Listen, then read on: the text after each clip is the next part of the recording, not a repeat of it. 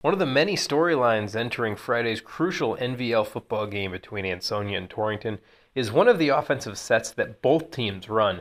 Some call it the hammer, some call it the double wing, a lot of different names for it, but basically these teams will line up and go straight at you, tuck it in, rely on their big linemen, a little bit of maybe misdirection, and their athletes to move the ball in certain situations, especially at the goal line.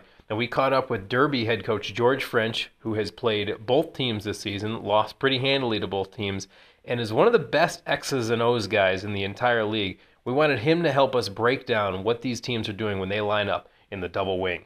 It puts a lot of people in the same place at the same time. I mean, you look at the regular base power play, and there's guards, tackles, fullbacks, wings. They're all involved in the same thing, and they're basically at the point of attack, blocking you down and kicking you out, and even the quarterback's leading through. And both teams, their quarterbacks block. They're both aggressive kids. So that's the key. They get as many people in one spot as possible, and that running back looks to break off it. And it's tough. It's very tough. You got to find a way, honestly, to cause a pileup. You got to find a way to make that running back where he can't find a way. You got to be aggressive towards it, and you got to find a way to make him go lateral. He goes lateral, use the sideline as a weapon. What's the key as teams are coaching that up? What Ansonia does in its wing and what Torrington does in its wing, are they similar?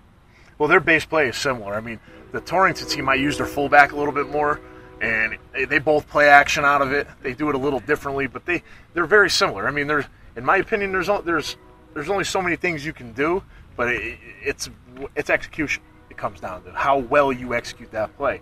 I think Ansonia's got a little bit more experience running. They've been running it for, 4 or 5 years now, where this is the first time I've seen Torrington running it.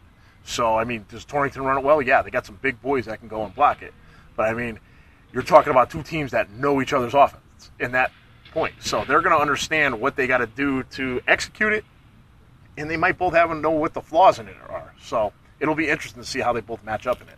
Surely the double wing will be on display when the NVL championship is all but on the line Friday, and Torrington will be there, and you are in the red zone.